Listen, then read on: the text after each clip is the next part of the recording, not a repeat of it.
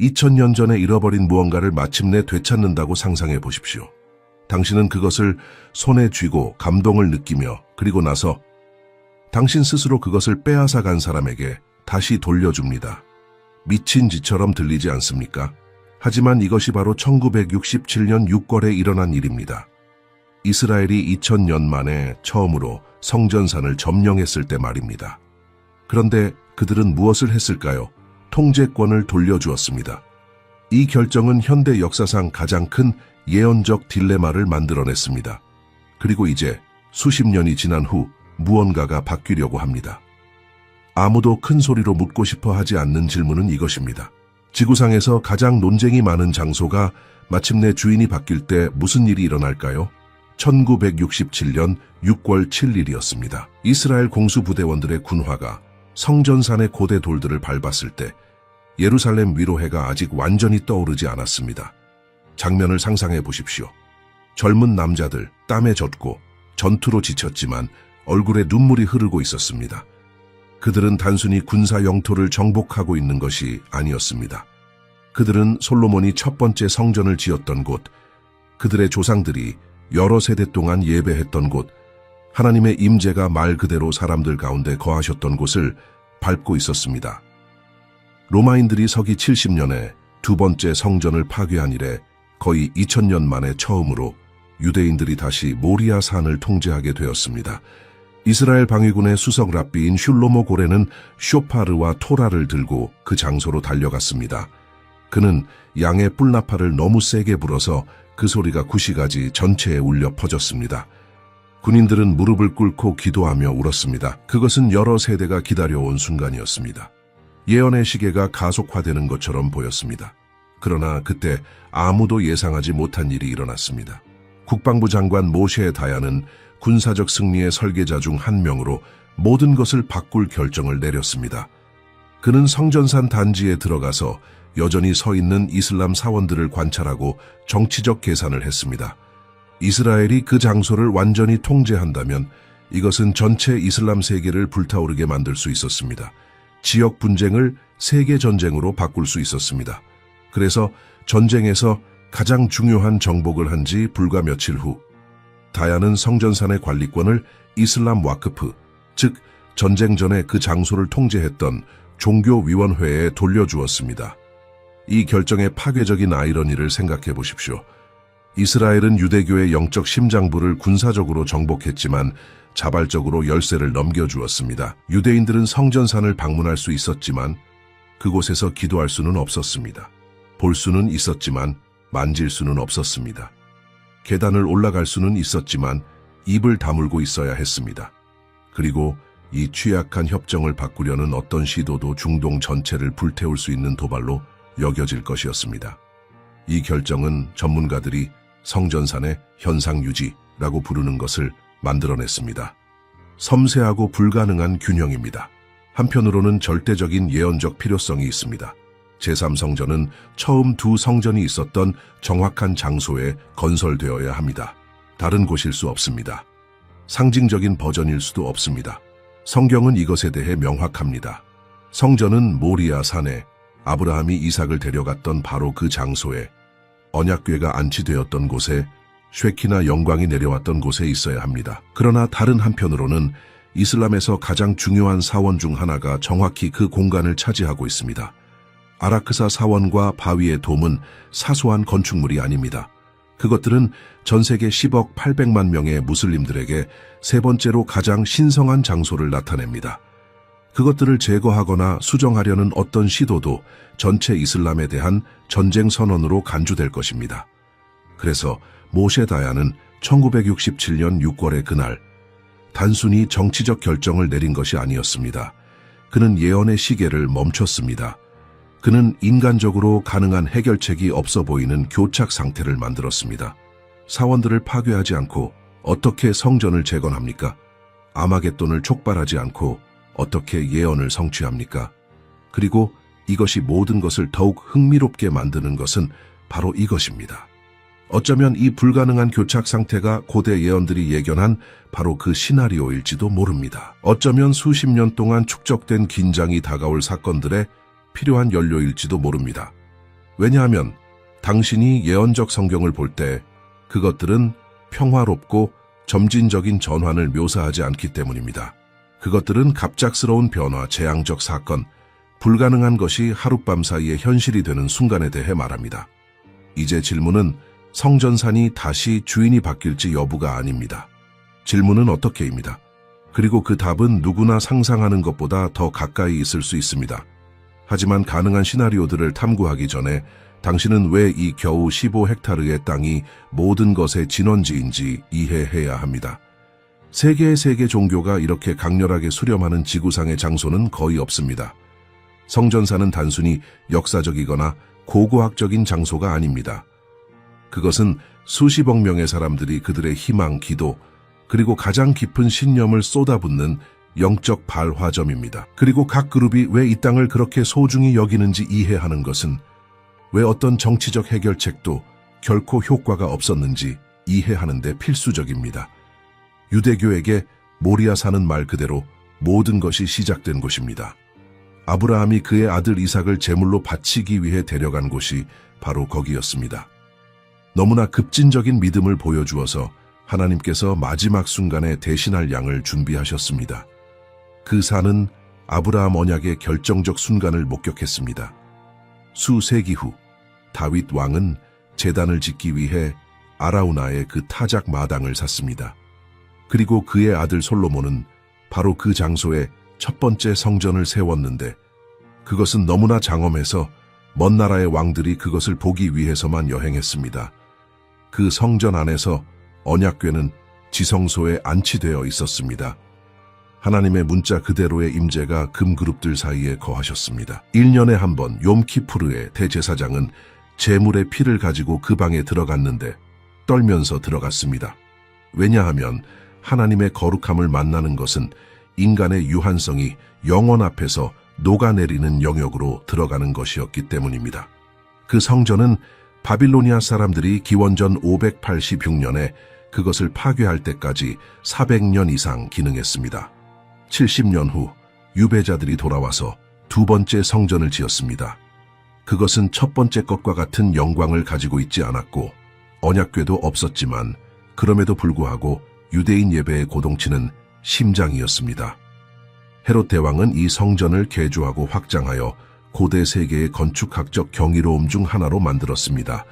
그리고 예수님께서 걸으시고 가르치시고 상인들의 뜰을 정화하시고 예루살렘을 위해 우셨던 곳이 바로 이 성전이었습니다. 서기 70년에 로마 군단이 그것을 파괴할 때까지 침묵하는 증인으로서 통곡의 벽만 남겼습니다. 그 이후로 거의 2000년 동안 유대교는 성전 없이 살아왔습니다. 제사도 없이, 기능하는 제사장 직분도 없이. 하지만 예언적 약속은 살아있습니다. 제3성전이 있을 것입니다. 그리고 그것은 다른 두 개가 있었던 곳과 정확히 같은 곳에 있어야 합니다. 성경에는 지리적 플랜 B가 존재하지 않습니다. 이제 이 불가능한 방정식의 이슬람 측면을 보십시오. 무슬림들에게 성전사는 아라람, 알-샤리프, 고귀한 성역입니다. 이슬람 전통은 무함마드가 메카에서 예루살렘으로 기적적인 밤에 여행을 했고 성전산에서 부라크라는 천상의 피조물을 타고 하늘로 승천했다고 가르칩니다. 상징적인 황금 돔을 가진 바위의 돔은 7세기 말에 이 승천의 장소를 표시하기 위해 지어졌습니다. 그것은 이슬람의 가장 인식 가능한 시각적 상징 중 하나가 되었습니다. 같은 단지에 위치한 아라크사 사원은 메카와 메디나 다음으로 이슬람에서 세 번째로 가장 신성한 장소로 간주됩니다. 수억 명의 무슬림들이 일상생활에서 예루살렘 방향으로 기도합니다. 웨이크프 관리자들은 분명히 합니다. 성전산의 현상 유지를 바꾸려는 어떤 시도도 세계 이슬람에 대한 공격으로 간주될 것입니다. 이스라엘과 팔레스타인 사이의 지역적 문제가 아니라 10억 800만 명의 사람들에 대한 모욕으로 말입니다. 그리고 나서 당신은 예언적 기독교가 제3성전이 종말의 퍼즐에서 필요한 조각이라는 이해로 이 모든 것을 관찰하는 것을 봅니다. 다니엘서가 그것에 대해 말합니다. 예수님은 거룩한 곳에서 일어날 멸망에 가증한 것을 언급하셨습니다. 사도 바울은 불법의 사람이 하나님의 성전에 앉아 자신이 하나님이라고 선포하는 것을 묘사했습니다. 요한계시록은 성전의 바깥들이 이방인들에게 내어주어지는 것을 언급합니다. 이 모든 예언들은 환난 기간 동안 예루살렘에서 기능하는 성전이 있을 것이라고 전제합니다. 그래서 당신은 문제의 크기를 볼 수 있습니까? 그것은 단순히 부동산 분쟁이 아닙니다. 그것은 세 가지 신앙 체계가 명백히 화해할 수 없는 방식으로 얽혀있는 신학적 고르디우스의 매듭입니다. 유대인들은 성경적 계명을 성취하기 위해 성전이 필요합니다. 무슬림들은 사원들을 불가침한 것으로 봅니다. 기독교인들은 예언이 해결을 요구한다는 것을 알면서 관찰합니다. 그리고 이것이 상황을 더욱 불안정하게 만드는 것은 바로 이것입니다. 각 그룹은 이것이 어떻게 끝날 것인지에 대한 자신들의 예언을 가지고 있습니다. 정통 유대인들은 성전을 회복하고 세계 평화를 가져올 메시아를 기다립니다. 무슬림들은 이슬람의 적들을 물리칠 마흐디에 대한 예언들을 가지고 있습니다. 기독교인들은 예수님의 재림을 기다리지만 그 전에 평화 조성자로 자신을 제시하는 적그리스도가 올 것을 압니다. 정치인들은 수십 년 동안 이 교착 상태를 해결하려고 노력했습니다. 오슬로 협정, 평화 이니셔티브, 두 국가 제안, 주권 공유 시도 모두 실패했습니다. 왜냐하면 근본적으로 이것은 인간의 외교가 해결할 수 있는 문제가 아니기 때문입니다. 그것은 초자연적 해결을 기다리는 예언적 딜레마입니다. 그리고 이 매듭이 풀릴 수 있는 가능한 방법은 단 세 가지뿐입니다. 고대 성경이 예견한 것과 수렴하는 세 가지 시나리오입니다. 그 첫 번째는 예루살렘의 발 아래에서 문자 그대로 땅이 흔들리는 것을 포함합니다. 이스라엘을 남북으로 가로지르는 지질학적 단층선이 있습니다. 과학자들은 그것을 사해 변환대, 즉 데드시 트랜스폼이라고 부릅니다. 이 단층은 동아프리카 열곡대 시스템의 일부이며 요르단 계곡 아래, 예루살렘 아래, 성전산 아래를 직접 통과합니다. 그리고 성경 예언을 아는 사람이라면 누구나 주목해야 할 사실이 있습니다. 이 지역은 지질학적으로 대규모 지진이 늦어지고 있습니다. 예루살렘 히브리 대학교와 이스라엘 지질학 연구소의 연구원들은 대규모 지진이 대략 100년마다 이 단층을 강타한다는 것을 보여주는 연구를 발표했습니다. 이 지역에서 마지막으로 진정으로 중요한 지진이 발생한 것은 1927년이었습니다. 계산해 보십시오. 거의 100년이 지났습니다. 지각 압력은 축적된 에너지를 방출하기를 기다리는 압축된 스프링처럼 표면 아래에 축적되고 있습니다. 오늘날 규모 7이나 8의 지진이 예루살렘을 강타한다면 어떤 일이 일어날지 상상해 보십시오. 성전산의 구조물들은 1300년 이상 전에 지어졌습니다. 그것들은 현대적인 내진 보강이 없습니다. 대규모 지진의 격렬한 힘을 견디도록 설계되지 않았습니다. 고대 기둥 위에 지탱된 무거운 황금돔을 가진 바위의 돔, 강철 결속이 없는 석벽을 가진 아라크사 사원, 이 모든 것이 몇 초 만에 무너질 수 있습니다. 그리고 이 시나리오의 가장 흥미로운 측면은 이것입니다. 아무도 이스라엘을 비난할 수 없을 것입니다. 아무도 유대인들을 도발로 고소할 수 없을 것입니다. 그것은 자연의 행위, 불가피한 지질학적 사건일 것입니다. 전 세계가 생방송 뉴스 카메라를 통해 사원들이 무너지는 것을 목격할 것입니다. 그리고 뒤따르는 먼지투성이 침묵 속에서 한 가지 질문이 자연스럽게 떠오를 것입니다. 이제 어떻게 할까요? 형성될 내러티브를 생각해 보십시오. 거의 60년 동안 이스라엘은 영토에 대한 주권을 가지고 있음에도 불구하고 이슬람 사원들을 존중하면서 섬세한 현상 유지를 유지했습니다. 그러나 땅 자체가 흔들리며 장애물을 제거할 때 그것은 신성한 개입처럼 보일 것입니다. 인간의 정치적 결정이 아니라 분쟁의 지리를 다시 쓰는 하나님의 손가락입니다. 그리고 성경은 이것에 대해 직접적으로 말합니다. 선지자 스가랴서 14장을 펴십시오. 네 절과 5절을 읽으십시오. 본문은 예수님께서 감람산으로 돌아오실 주님의 날을 묘사하며 놀라운 일이 일어날 것입니다. 산이 말 그대로 동쪽에서 서쪽으로 반으로 갈라져 거대한 계곡을 형성할 것입니다. 산의 절반은 북쪽으로 이동하고 절반은 남쪽으로 이동할 것입니다. 사람들은 우시야 왕시대의 지진에서 도망쳤던 것처럼 이 새로운 계곡을 통해 도망칠 것입니다. 스가랴에서 언급된 그 특정 지진은 대략 기원전 750년에 일어났습니다. 그것은 너무나 파괴적이어서 여러 세대 후에도 여전히 시간적 기준점으로 사용되었습니다. 고고학자들은 이스라엘 전역의 발굴에서 이 지진의 증거를 발견했습니다. 정확히 그 시기로 연대가 측정된 파괴의 층들입니다. 그리고 선지자는 그 역사적 사건을 미래에 일어날 일의 원형으로 사용합니다. 이제 점들을 연결해 보십시오.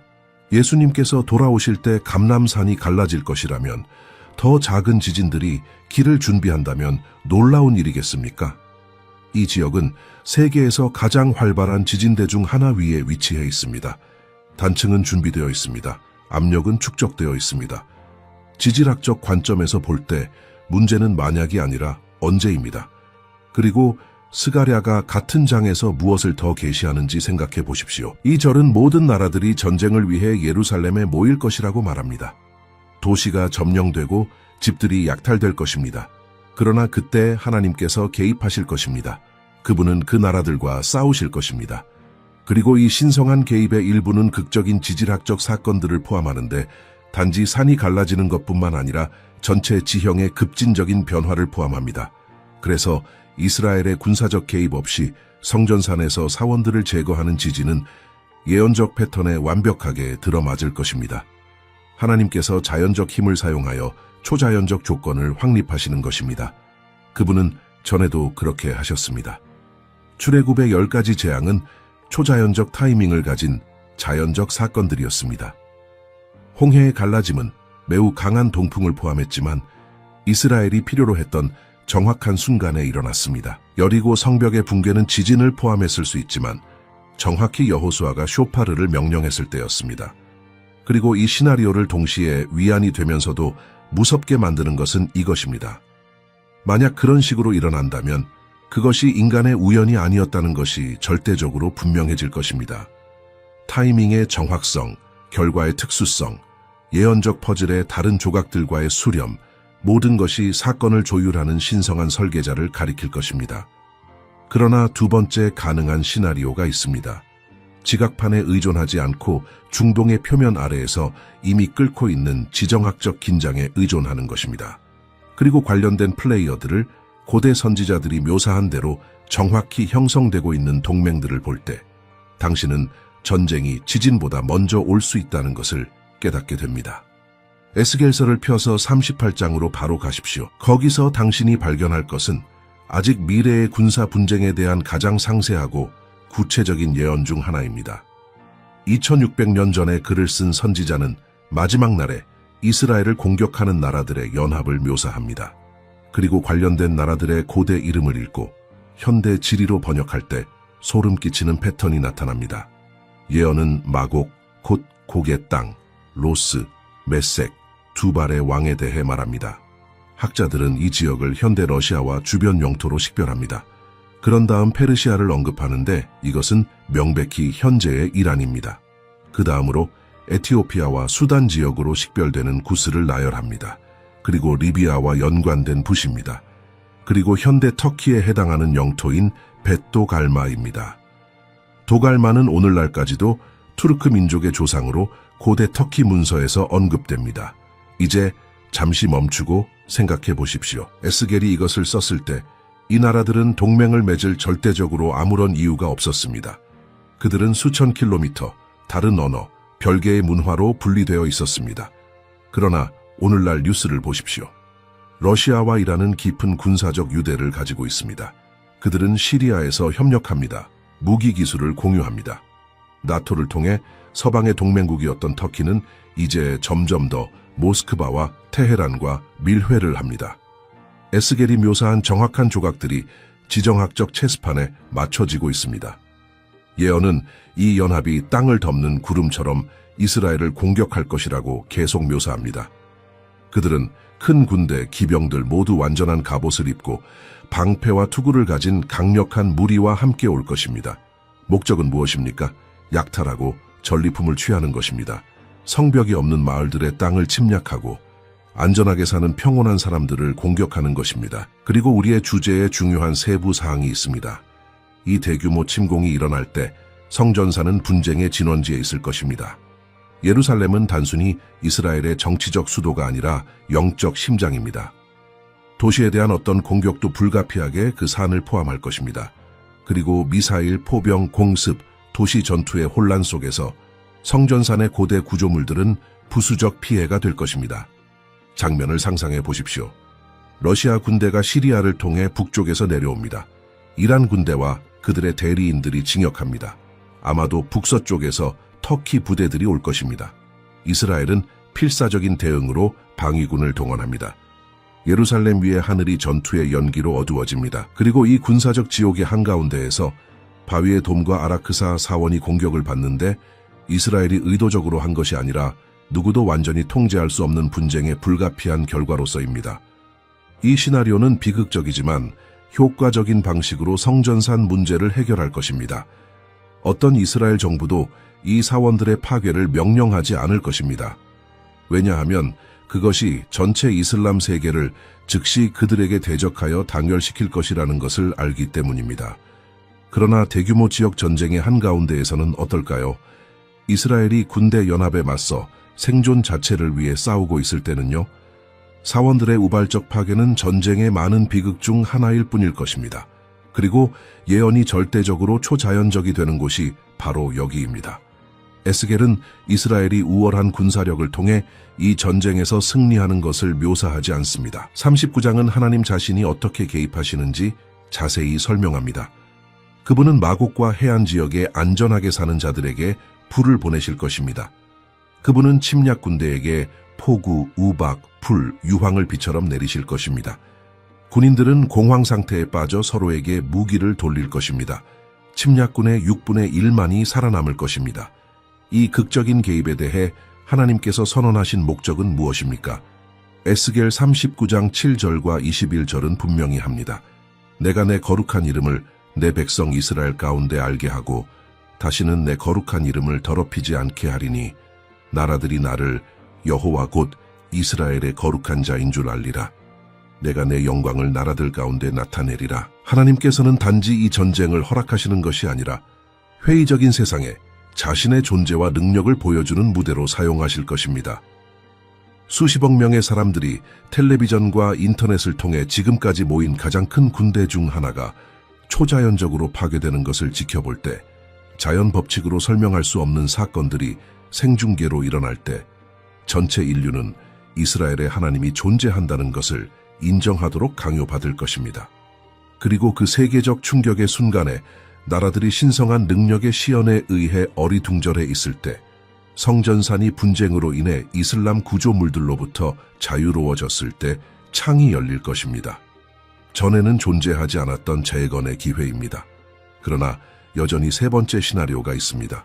그리고 이것은 평화로 위장되어 올 것이기 때문에 가장 위험합니다. 오래된 격언이 있습니다. 좋은 위기를 낭비하지 말라는 것입니다. 그리고 성전산 주변의 긴장이 끓는 점에 도달한다면, 이 땅 조각 때문에 제3차 세계대전이 시작될 것처럼 보인다면, 카리스마 있는 지도자가 다른 누구도 만들 수 없었던 명백히 불가능한 해결책을 가지고 일어설 때 전 세계적 안도감을 상상해 보십시오. 세 번째 시나리오로 들어가십시오. 자연 지진이 아닙니다. 혼란스러운 지역 전쟁도 아닙니다. 하지만 세계가 인류의 구원자로 볼 누군가에 의해 세심하게 협상된 평화협정입니다. 너무나 많은 정치적 권력, 너무나 많은 경제적 영향력, 너무나 많은 개인적 카리스마를 가져서 여러 세대의 외교관들이 달성하지 못한 것을 이룰 수 있는 누군가입니다. 유대인과 무슬림이 성전산을 공유하는 것에 동의하도록 만드는 것입니다. 이 내러티브가 어떻게 전개될지 생각해 보십시오. 아마도 사소한 위기, 거의 전면 충돌로 폭발할 뻔한 성전산에서의 도발로 시작할 것입니다. 아마도 테러 시도이거나 유대인 정착민들이 관련된 사건이거나 기도 권리에 대한 분쟁일 것입니다. 긴장이 고조됩니다. 나라들이 편을 듭니다. 세계는 절벽 가장자리에 있는 예루살렘을 지켜보며 숨을 죽입니다. 그리고 나서 그가 나타납니다. 이 글로벌 지도자입니다. 아마도 이미 알려져 있거나 아마도 아무 데서도 나타나지 않은 것처럼 등장할 것입니다. 하지만 그는 연결고리를 가지고 있습니다. 그는 자원을 가지고 있습니다. 그리고 가장 중요한 것은 그는 단순함 속에서 빛나는 것처럼 보이는 비전을 가지고 있다는 것입니다. 왜 성전산이 종교 간 공유 공간이 될 수 없습니까? 왜 유대인들이 사원들이 다른 구역에 남아있는 동안 한 구역에서 그들의 성전을 재건할 수 없습니까? 그는 이것이 어떻게 작동할 수 있는지 보여주는 건축 평면도를 제시할 것입니다. 아마도 유대인 성전이 바위의 동북쪽에 지어져서 열린 공간을 활용할 것입니다. 또는 아마도 그는 2층 구조를 제안할 것인데 아래에 성전이 있고 위에 사원이 있는 구조입니다. 또는 두 전통을 모두 존중하는 것처럼 보이면서 둘 다 기능하도록 허용하는 어떤 구성입니다. 그리고 중요한 점은 이것입니다. 다니엘서 9장 27절은 정확히 이 시나리오를 묘사합니다. 선지자는 많은 사람들과 한 일해 동안 언약을 확정할 지도자에 대해 말하는데 예언적 언어에서 그것은 7년을 의미합니다. 그리고 그 주간의 중간, 즉 3년 반에 그는 언약을 깨뜨리고 제사와 예물을 그치게 하고 멸망에 가증한 것을 세울 것입니다. 그 예언이 깊이 스며들게 하십시오. 다니엘은 7년 평화협정이 있을 것이라고 말하고 있습니다. 그리고 그 기간 중간에 제사와 예물의 중단이 있으려면 그것은 유대인 성전이 이미 기능하고 있을 것이라는 의미입니다. 제사가 일어나고 있을 것입니다.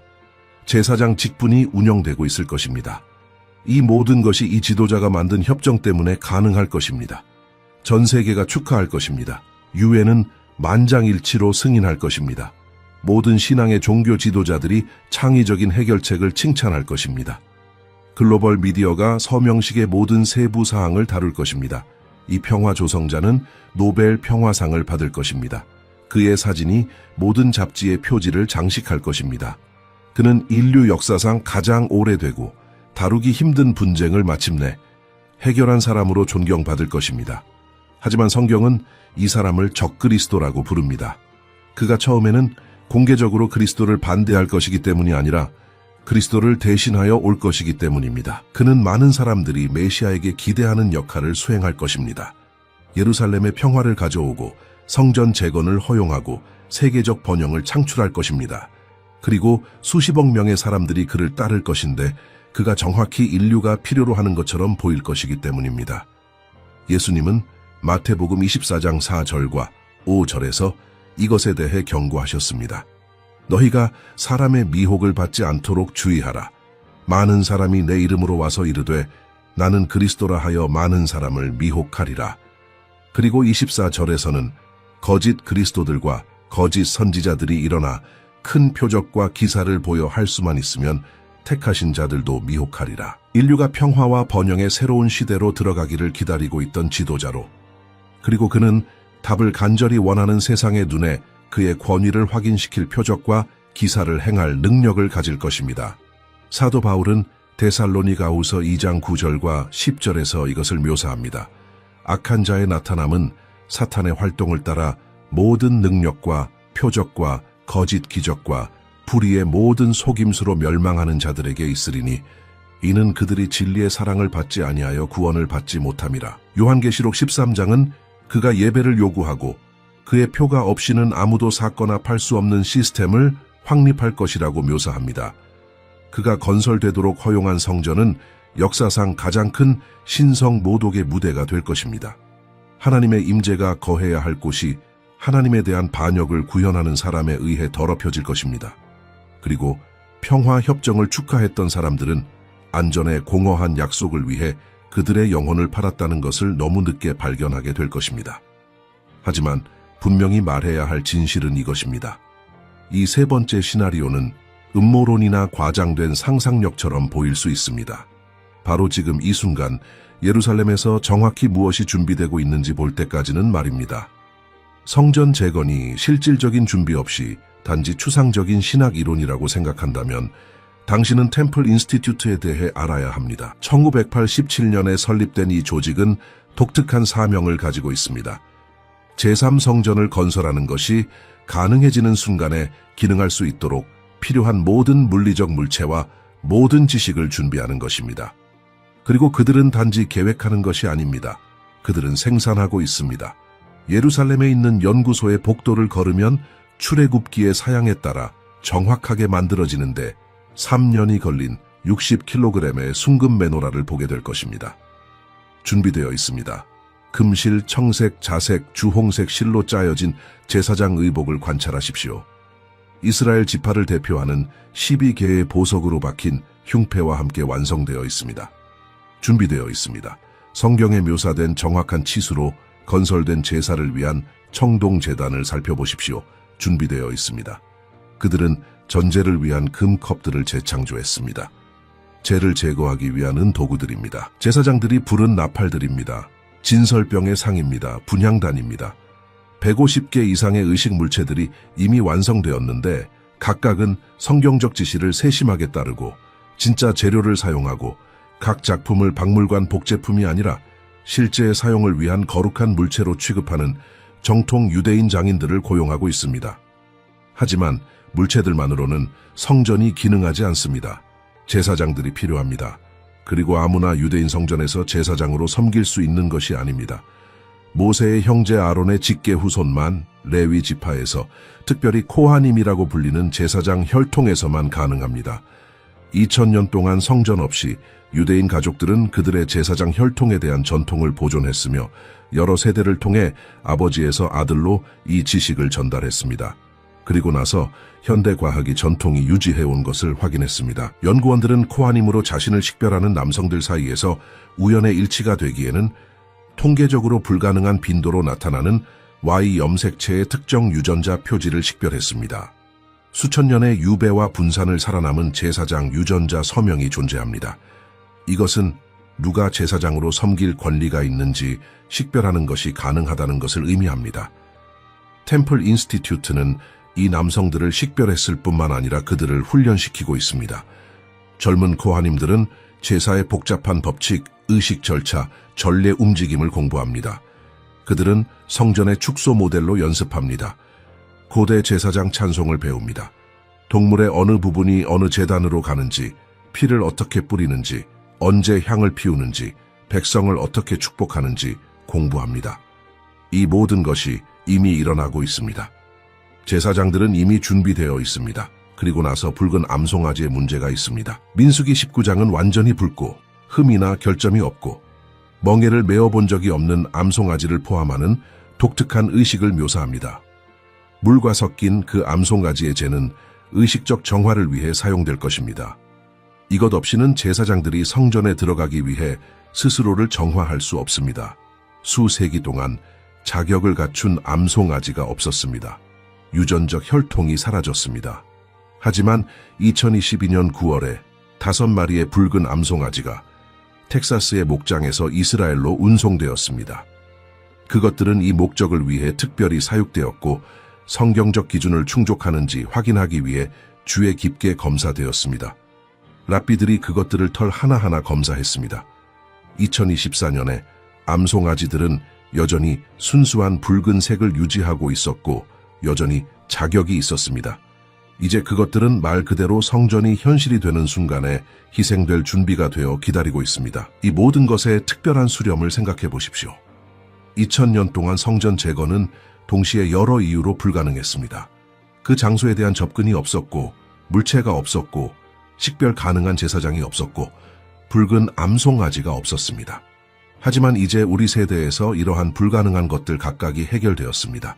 모든 것이 준비되어 있습니다. 유일하게 부족한 것은 모리아산의 물리적 공간에 대한 접근입니다. 그리고 그것조차도 은밀히 준비되고 있습니다. 2024년에 성전산 주변의 인프라에 중요한 개선이 있었습니다. 물 시스템이 현대화되었습니다. 구조적 지지대가 강화되었습니다. 접근 플랫폼이 확장되었습니다. 공식적으로 이것은 일상적인 유지 보수와 안전 개선으로 제시되었습니다. 하지만 건축가들은 사양이 중요한 추가 건설을 지원하도록 설계된 것처럼 보인다는 것을 알아챘습니다. 표면 구조물의 방해 없이 비밀 접근을 제공할 수 있는 성전산 아래의 터널에 대한 고고학적 증거조차 있습니다. 공식적인 발굴은 수십 년 동안 웨이크프에 의해 차단되었지만 이것이 비공식적인 조사를 막지는 못했습니다. 투과 레이더 이미지는 의심스러운 공동을 보여주었습니다. 일화적 보고서들은 비밀 탐험에 대해 말합니다. 지하 지리는 표면 정치가 거부하는 가능성을 제공할 수 있습니다. 이 모든 것이 무엇을 의미합니까? 그것은 순간이 오면 지진이든 전쟁이든 평화협정이든 빈 성전산에서 기능하는 성전으로의 전환이 충격적인 속도로 일어날 수 있다는 것을 의미합니다. 수십 년의 준비가 필요하지 않을 것입니다. 수년의 계획이 필요하지 않을 것입니다. 조각들은 이미 제자리에 있습니다. 플레이어들은 이미 위치에 있습니다. 일정은 이미 준비되어 있습니다. 그리고 주목하는 사람이라면 누구의 잠을 빼앗아야 할 것은 이것입니다. 예언적 사건들이 도착할 때 펼쳐질 수 있는 속도는 점진적이고 예측 가능하지 않습니다. 그것은 기하급수적이고 파괴적입니다. 전체 세대가 예언이 성취되는 것을 보지 못하고 살았고, 그런 다음 갑자기 몇 달 또는 심지어 몇 주 안에 수세기의 예측이 동시에 수렴합니다. 우리는 단지 고립된 준비가 아니라 조율된 동시화를 관찰하고 있습니다. 마치 수천 년 동안 멈춰 있던 거대한 시계가 갑자기 다시 똑딱거리기 시작하는 것처럼 모든 톱니바퀴가 동시에 움직이기 시작합니다. 그리고 이 메커니즘이 세상의 기초가 놓이기 전부터 프로그램된 순간에 도달할 때 아무도 그것을 막을 수 없습니다. 그러니 이 모든 정보가 잠시 가라앉게 하십시오. 당신은 방금 인류 역사상 가장 특별한 예언적 수렴을 목격했습니다. 세 가지 가능한 시나리오, 각각 고대 성경으로 뒷받침되고 각각 지금 일어나고 있는 실제 준비를 반영합니다. 지질학적 해방을 기다리는 지진입니다.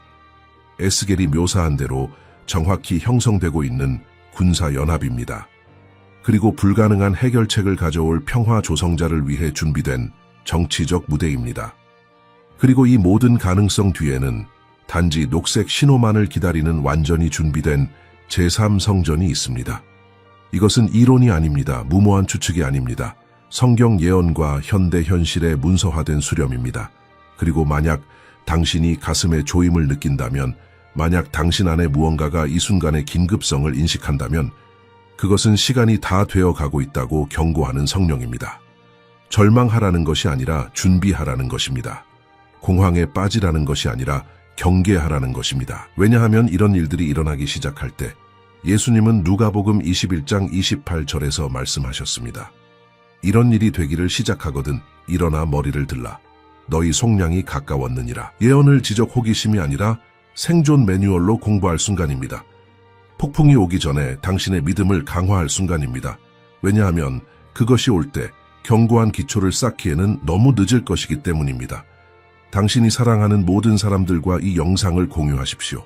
성경에 기초한 예언적 분석을 계속 받기 위해 이 채널을 구독하십시오. 우리가 이 퍼즐의 각 조각을 깊이 탐구하는 종말의 징조에 대한 완전한 재생 목록을 시청하십시오.